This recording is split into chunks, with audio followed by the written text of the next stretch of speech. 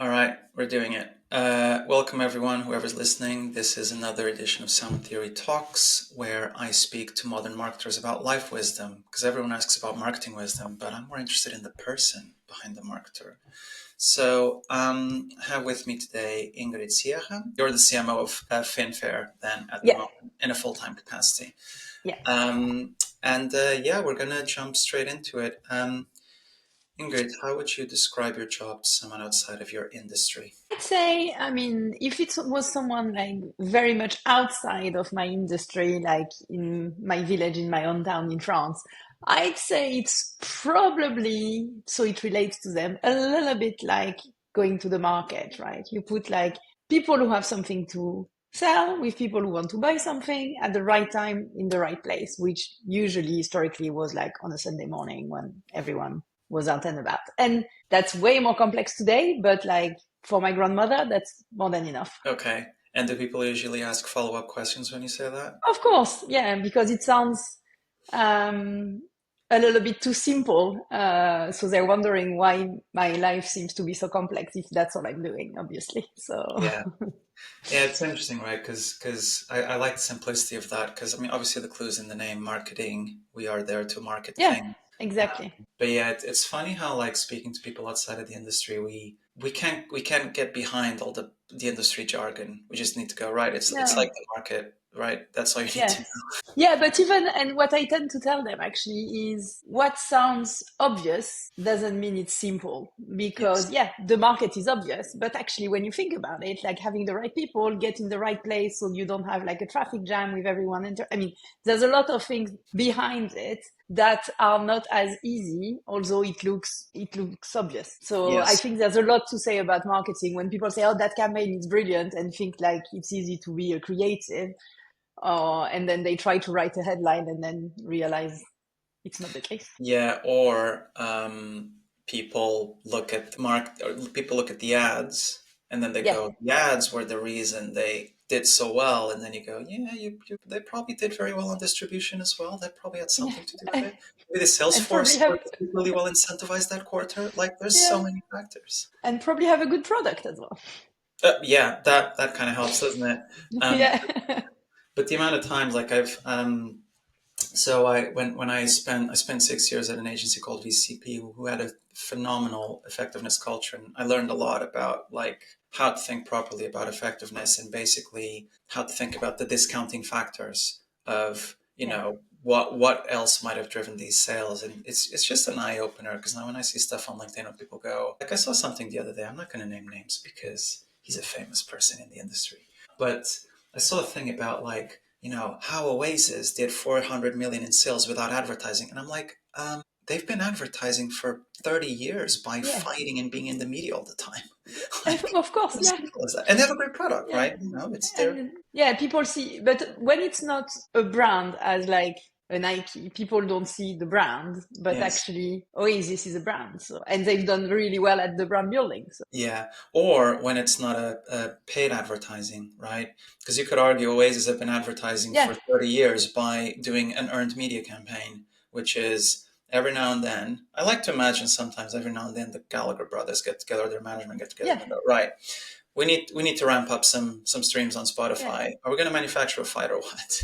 yeah. And I have no idea if they do it, but But you know what? I didn't think about it, but it's actually a very good pop culture example of the long and the short of it. hmm Because, yeah, they've been obviously building that brand for decades, and that's their brand building exercise. yeah, And then they suddenly sell tickets that their yeah, sales exactly. activation and it goes off the roof because they've done that brand building. So I think it's a good analogy to explain people who are not used to it the importance of brand and sales activation. I'll keep that in mind actually. My Yeah, it could be good to explain this to founders or people who are not that keen yeah. on branding.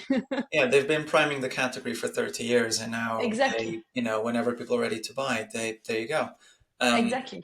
and even there, then you can talk about all the whole physical distribution through Ticketmaster and stuff, and obviously Yeah. that created different types of problems. But Yeah. I think there's a LinkedIn post in there for you if you want to go down that path.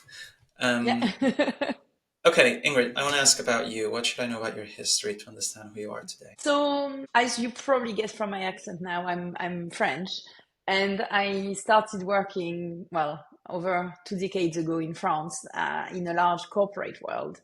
And I guess it's been a bit of my superpower because I acquired a lot of like quite like proven methodologies and ways of working, etc., that have helped me apply to any industry and job I've had since then. Mm. But I think this also, as of today, I see people who are still in that business over 20 years later. And I think it's created for me a little bit of a like, and I think as marketers, we also have a lot of that kind of fear of obsolescence when you become more senior. Yes. Because obviously we're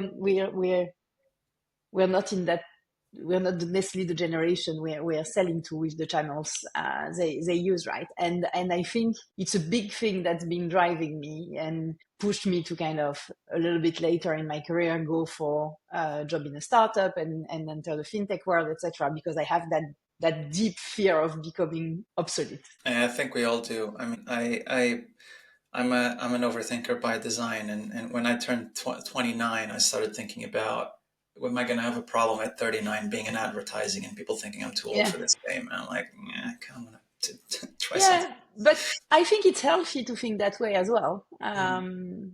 Because I mean, obviously, it doesn't have to take over your life, but it forces us to kind of stay up to speed and keep pushing and challenge ourselves, and that's the essence of a growth mindset. So it's important, but yeah, Yeah, it's interesting that because it also makes me think now of like, do you think that's an interesting driver? Like, if you think about the world of fractional CMOs and like, yeah, freelancers, consultants, whatever, there is part of me that obviously sometimes people are forced into those positions because to get yeah, laid off or whatever, or the job market famously hasn't been very good for a while. yeah, But do you think that's like a positive driver to do it? To almost like feel like you're always I call it like being always like 20 to 30% uncomfortable in a situation where you go, I yeah, don't really know everything about this, but I'll keep moving along and try and learn as I go. Do you think yeah. that's a thing that people value in fractionals and independent? Probably, yeah. And I think it's important because I mean, if you have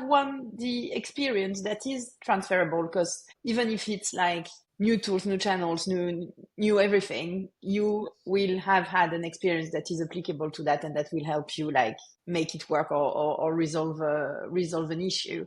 Yes. But I think being aware is a very humbling exercise that is very important. So so you just stay a little bit more open to what's happening around you. And I think in whether it's permanent or fractional, that's very important. So you can also evolve with businesses, right? I think no one necessarily wants someone to get into a business and just copy paste the templates of what they've done somewhere else because everybody knows that doesn't work. So you need to have that kind of openness to apply, but tweak, obviously. Yeah, I remember. So this is now my second part in my career, second moment in my career where I've worked independently for the last 7 months. But prior to VCP, I worked independently for another 2 years. And what I remember at the time was just realizing very quickly that everyone had a proprietary methodology that basically looked a little bit like the next person's proprietary methodology, Yeah. and that was an eye opener because like if you stay for 10 years in a place, you just think, oh, this is how everything is done everywhere. Yeah. And if you move around, one, you make patterns between the different methodologies and ways of people doing things, but also you kind of realize that I think for me, it was just like I stopped taking it so seriously. Like I just went in with a massively open mind of like, okay, so this is how you do Yeah. things here. That's fine. I can adapt. And then I'd move on to another place and I go, oh, that's a bit different. That's fine. I can Yeah. adapt. Do you resonate Yeah. with that? Exactly. Yeah. Yeah. Okay, cool. Agreed. So, what is something you deeply believe but may never be able to prove? That's an interesting one. Um, I strongly believe that I'll put it as being boring. Not everyone finds it being boring, but like I feel like being a little bit more focused on like the fundamentals of your health in your 40s, like your sleep, your exercise, lifting weights, eating well, etc., is gonna make me the coolest person in the room when I'm 80 and I'm like running around and like all my joints are perfect and I still have some muscles to carry around and stuff like that. Hmm. When everyone will be more tired and have less energy, etc. So I don't know if I'll be able to prove it if I'll get there, but I've seen that in my family, and I believe in it. So So you aspire to be a cool 8-year-old person. exactly, yeah. You know what? I think that's Better really, later than never. but I think it's really nice, right? Like I remember it's a slightly different thing, but it made me think of that. I remember, so I have a child. I have a toddler, and as a result, I've been reading a lot about like psychology and child psychology and stuff. And one of the things that I came across randomly was someone saying that you should make your most significant life decisions should be made based on what your 5-year-old would respect and what your 8-year-old would respect. And I really like that because it makes you think of like what's like purest about, when you're 5, you're purer, right? It's like just Yeah, raw energy about who you are. You don't have as much conditioning, hopefully, etc. But then equally thinking like, when I'm 80, will I have been proud of having done this now? So I think that's a yeah, lovely way of thinking long term, right? Would 80-year-old you be proud of what you're doing now? yeah. And also, to be fair, it gives me more energy now as well. So Of course. that's a Yeah, because win-win. otherwise, like, you're just coasting, right? And that's just not a Yeah, fun way of doing this stuff. yeah, and yeah, I actually recently lost a 98 years old grandmother Wow, I'm sorry. who actually was living on her own at home until she was 98. That's pretty And good. that's amazing. And everyone is like asking me like, what's her secret? And actually, it's bloody simple when you think about it, and you realize we've complicated things very, very much. But like, Yeah. she ate little sugar, didn't really drink, cooked her all her meals, and kept moving. That's it. Yeah, I have a neighbor who's probably now in his mid 70s, if not approaching 80, and every single day he goes out and he Mm, walks to go get the newspaper. And I know yeah, it sounds so simple, but like yeah, he doesn't have to, right? He can yeah, just read the Daily Mail on the website if he wants. But yeah. like I Of think course. there's part of him that likes to like go out and have that Yeah, routine and move, right? yeah, Seeing absolutely. people. Yeah. Yeah. Okay, wonderful. That's a wonderful answer. What's a quote or lyric that sums up how you feel about your life so far? So I do quite a bit of improvised theater, Hmm. and the foundation of improv is yes and. Uh, and when I was thinking about that question, I realized that obviously I use yes and as part of improv, but I think I'm a very much yes and person all Hmm. around. And I like that because that's actually obviously with certain limits. The idea is not to say yes to everything, but being open to things that come to you, and getting to it, and think yes before thinking no or maybe, is Hmm. actually opening up um, a lot more opportunities, and is making you way more happy, because it's as simple as that. It's positive, right? Saying yes, I think, triggers something in your brain that is way more positive than starting thinking no, even if you say yes afterwards. So yeah, so that would be my that would be mine. So like you always start by giving the benefit of the doubt, which is Yes, healthy, right? It's like, yeah, yeah. and Have it you ever read a book? actually is the case. Sorry. Go on. It actually is the case. I realize that now we are talking about it, with whether it's ideas, projects, things to do, or people. Some people, for a lot of reasons, don't trust initially, and you have to earn their trust to get there. Hmm. I actually, I find that a little bit too difficult, so I operate the other way around. I trust, and then with a bit of caution, obviously, and then I'm proven right or wrong. But I find it a lot more easier to approach life starting from the yes, the trust, the positive, and then learning the lesson further down the line if you have to, rather than starting the other way around. Yeah, it's interesting that because I imagine people do that. I think I'm more on the need to earn. Well, actually, I don't know, but I think I maybe err more on the side of need to earn trust first, but for various reasons, personal history reasons, whatever. But there is almost something about I do that because I'm afraid of being let down, right? Mm, And you can have 9 times out of 10 your approach working very well, and then one person letting you down, and that yeah, person letting you down occupies 90% of your headspace. That's the yeah, fear, right? But yeah, if you look at it objectively, I mean, you can't really look objectively at things of the mind, but if you look at it like from a numbers perspective, the chances are that you've been more right with your approach doing it that way. And then maybe the couple times where you did it get let down, then Yeah, you just go, well, it happens. No one's perfect. yeah, yeah. And it hurts when that happens, obviously. But yeah, yeah. Speaking of improv, have you ever read a book called Do Improv? I don't know if I've read that one. I read a few, but yeah. It's a nice one. It's from, I don't know if you know a series called, well, a company called the Do Lectures. They also publish Do Books. And Mm-hmm. Do Improv is very nice. It's written by someone who basically uses improv theater techniques to help businesses think more divergently, more creatively, more Nice. empathetically, Yeah. etc. It's a very, very nice book. It has loads of Nice. like memorable little gems, like little Yeah. mantra. Like one of the things he has is, which is similar to what you're saying, is everything's an offer, right? So even a Yeah. bad Exactly. situation is an offer. You go, okay, what can I make Yeah. out of this? Yeah. Yeah. Yeah. I try to use some of that some in sessions with my team, etc. Because it's also the other great thing about improv is that it makes you a much better listener.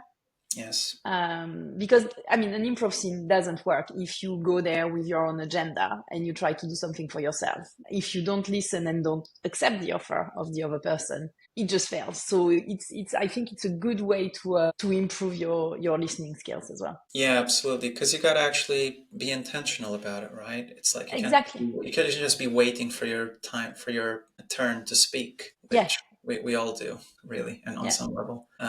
It's also interesting. Like I remember once, I don't remember where I saw it, but it was an exercise about, I think it was about just like bonding with someone, and basically they said, right, you're gonna get together as a group, as like a pair, and one person's gonna speak, say something. I don't remember what the brief was for that person, and then you're going to wait 10 seconds and only then you speak. And I thought that was Mm. like, A, it looks very awkward, but B, it's such an interesting way of being okay with Yeah. silence, which Yeah. I think a lot of us are not. And then B, like actually like sitting and letting almost like your body process what you just Yeah. heard and make sense of it. And I do believe the body does make sense of things, Yeah. even though the mind likes to like jump in like straight Yeah. away. So yeah, there's a lot of interesting exercises from that world as Yeah. well. Absolutely. Yeah, especially when discussing like even more subjective things, right? Because for example, I come from an agency background, so my day to day is discussing, about ideas and effectiveness with creatives. But like, there are no fixed answers to any of this stuff. Yeah. You're just working it out as you go sometimes. So I Yeah. imagine like anyone working in marketing could relate to that. Like, it's not like you just go, "This is the rule, no further discussion needed." It's like, no, Exactly. things are Yeah. complex. You Yeah. need that silence to. Yeah. No. Totally. And the last one I think is also about like um working as a team, Mhm. because again if you go there for yourself, Yes. and it's why often like actors hate improv because they want everything to be about, and they are very honest about it, they want things to be about themselves, where you only succeed in improv if you really work to make the other people around you shine and look great. And Yeah. sometimes all you'll be is, I don't know, the lobster on a plate that doesn't say anything, but is actually bringing so much to what's already there that it's going to be great. Yeah. But you have to take a lot of your ego out of it to really contribute to what you build as a group. And again, that's something that is helpful to keep in mind in our working lives. Yeah. How do you find your team responds to that? Like, is that a style that generally you see people being quite receptive to, or like if people ever? Yeah, yeah. I think I find that, I mean, it's words that are big words, but if you generally try to be transparent and build trust within your team, you can get quite far. And by transparency, I mean like saying the difficult tough things as well as everything, right?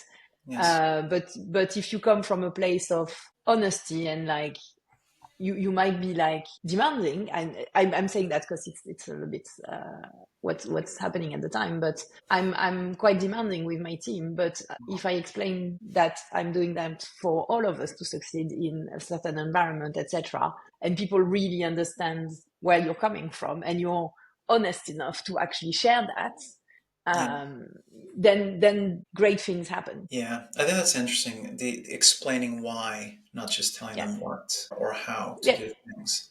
I sometimes I try and be careful with these sorts of analogies, but like being a recent father, I think a lot about how we talk to children and how we talk Yeah, to adults, in the sense that like I'm not saying treat other people like kids. What I am saying is we all have that childlike side of us that is protective, tender, defensive if it feels yeah, uncomfortable, but knowing how to handle that. yeah, For example, oftentimes when people go, oh, I think there's different ways of saying some project can be better, right? One yeah, way is going, this is shit. Terrible way of motivating anyone, right? Next yeah, level is this can be better. You go, oh, okay, but it still feels like personal. But then, yeah, like, there's different ways of using language to help people understand not only that it yeah, can be better, but also why it's important that it's better, and making them yeah, feel like they're in charge instead of just them being told off about, how yeah, they didn't do a good job or whatever. There's a bit of an art yeah. form in that, I believe. Yeah, no, that's a very fair point. And I think the analogy with children is absolutely right Mm, because yes, we have to explain to them because they don't know what they don't know. And actually it's still the case as adults. It's even true in relationships, right? Like being definitely. honest about how something made you feel can't be second guessed. So unless you say it, well, then things escalate not for the best usually. Absolutely. I mean, again, both me and my partner have been reading a lot about child psychology since our daughter was born, and suddenly it puts a lot of our triggers in perspective because Mm, we still have arguments and stuff. It's very hard to like disentangle from them, but when things cool down, we have better vocabulary to explain why we yeah, responded the way we did. yeah, And I think that's healthy. And actually, I think that should also be true in work environments. Obviously yeah, the line between personal and professional gets a bit blurry, but like yeah, I've I've had arguments at work after which I apologized and explained why I felt so threatened by what someone yeah, said or whatever. yeah, And it's amazing how that clears the air. But a lot yeah, of times just go, oh, I'm not going to apologize because they're not my friends, whatever. It's like it doesn't matter. It's a yeah, chemistry thing. You want to keep the exactly. chemistry Yeah, going. yeah, What would completely. you like to be remembered for? Um, that's a very simple one, but I think for being a good friend. Hmm. So it's a bit, it's not very common. I'm a single child and a single grandchild. So both my mom and dad are single Oh, wow. children. So as it's very simple, but to not be alone, I had to make friends very, very early on. And I'm lucky because my parents never moved. So some of my friends I met in kindergarten. So we've known each other for like 43 years or something. Hmm. And so my friendships have always been my family. And then I think the thing I'm probably one of the things I'm the most proud of is to have like a very, very strong circle of friends.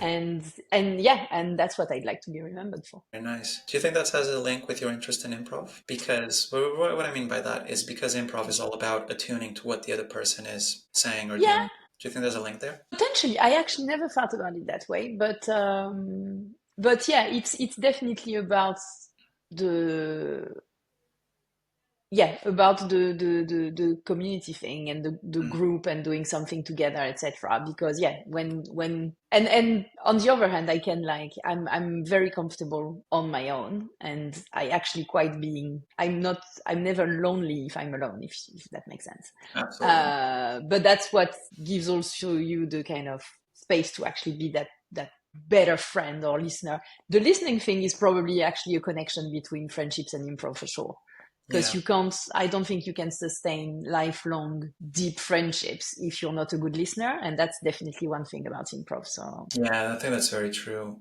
Also, something else you said that I've reflected a lot on since well, definitely since the pandemic is you need to be comfortable in your own skin before you can be helpful for others. It's very yeah, hard to be a good friend if you're not nice to yourself. And I know that sounds cliche and a bit like new age psychology, but it's like there's tons and tons of studies proving it or tons of cases proving it yeah, where the whole thing about hurt people, it's very true. Like if yeah, you're not comfortable in your own skin, you eventually will project and lash out and whatever, and that's just not good for any relationship. yeah, yeah. Who in your industry deserves more attention than they have right now? Sorry, can you repeat that? Who in your industry deserves more Oh. attention? I would say, from the point of view of the teams I've led and the people who are the unsung heroes a little bit, I would say the customer experience teams. So those people who go out of their way to, again, it's a little bit back to what we were saying earlier in terms of, because it's obvious doesn't make it simple. It's even more true with an app or a digital experience where, like, yes, it works, and then it works, right? But Yeah. to get it to be to that point where every single type of customer would agree that it works and wouldn't have any issues along the way, etc., is a very, very hard job. Yes. And I don't think it's that well recognized in quite a few business, because it's not something you see, right? So yeah. Yeah, and it's also harder to like, so if you use a litmus test of like, is it easy to have a snappy hook about how this CX team made a difference for a business? It's very hard to make, like, Yeah. it's hard to write a LinkedIn hot take on CX in the Yeah. same way it's easy to write about an ad, right? An ad, you go, Yeah, this of is the course. message, this is why it stands out, genius. You can't really do that for CX because No, it's just not as it's. I don't mean this in a bad way. It's just not as sexy. But in my opinion, exactly. it's like it's foundational. It's like plumbing. Plumbing isn't Yeah, sexy, but without it, you don't shower. So you need good exactly. plumbing. Yeah. Yeah, and as you say, you have like, I mean, yes, you have an effort score that can tell you how well it's working, but yeah, you don't have that kind of one single metric so yeah, so that's Yeah, I think that's a good answer. I definitely have come to respect more over the years people who basically are not the, so using your analogy of the actor, it's like the people who are the equivalent of the producer or the person who made sure everyone mm, was on time. Like those yeah, people are not the stars, but without them, everything falls apart. So yeah, make me think of like, good client services, good project management, operations and back end people. Like they don't I actually saw a campaign recently that I thought was quite fun from Workday who sell HR software and they wanted to expand from that and they did a whole thing about how back end operations people are the real rock stars in business. And I thought that was quite nice because it's yeah, like, well, yeah, the rock star is usually the CEO and the CMO and yeah, the creative director or whatever. But actually without these guys, none of you do anything. yeah, exactly. Yeah, Um, the other analogy, weirdly, I think of is back pain. A good back yeah, sustains you. If you have a good back, you don't even notice it's there because it just yeah, works. But if you have a bad back, it's impossible to forget, and it's yeah, impossible that's to true. miss it. Yeah. What's one thing you wish I had asked you? We're coming near to the end. This has been great. Um, I don't know, actually. Not sure what you could have asked me a lot of things. Maybe you could have asked me why I chose marketing. Why did you? Well, actually, why, and it's more than marketing. It's interesting because when I started, we had a lot less data. Um, I my first one of my internships in an agency, we had one email address for the entire agency. That tells you how old I am. But anyway, we had a lot less data, so you were choosing above the line at the time. That was a little bit fluffy, as people would have said, or you chose below the line, where you actually had a little bit of a view of the performance of your activities and etc. Although below the line was not really the nice part, but I chose below the line. So I started doing like direct mails and consumer magazines and all of that stuff. And funny enough, as we started having more and more and more and more data, it's actually allowed me to navigate every single area of marketing because I had that foundation of performance data metrics, KPIs and stuff that you had in below the line. So feels like the world today is a bit of like the revenge of below the line. Yeah, it is. I mean, for better and for worse, right? Because it's. I think it's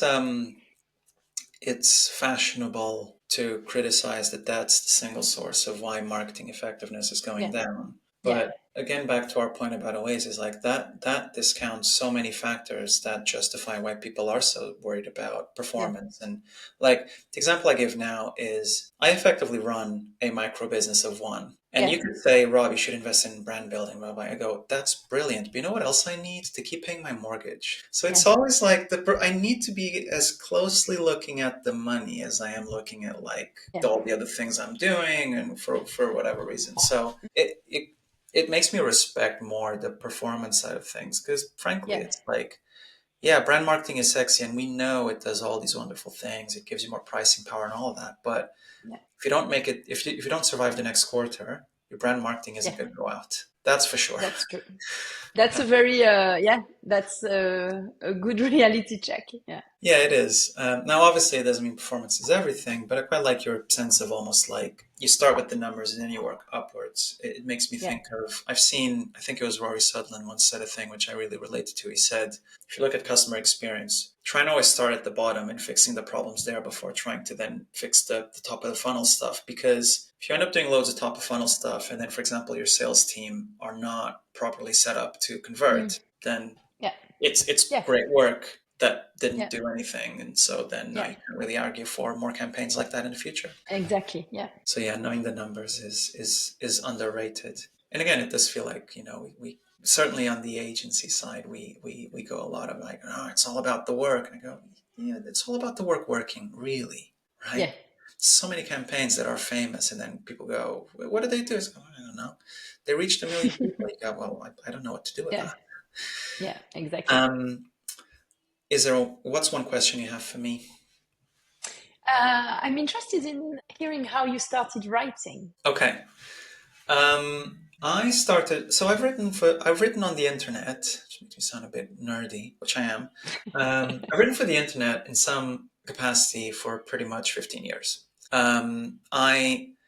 I've always liked talking, and I've always been curious about stuff. And when I was about 20, I had a manager who joined my team at the time, my agency at the time, to kind of change things up, to be like a grown up in the room, so to speak.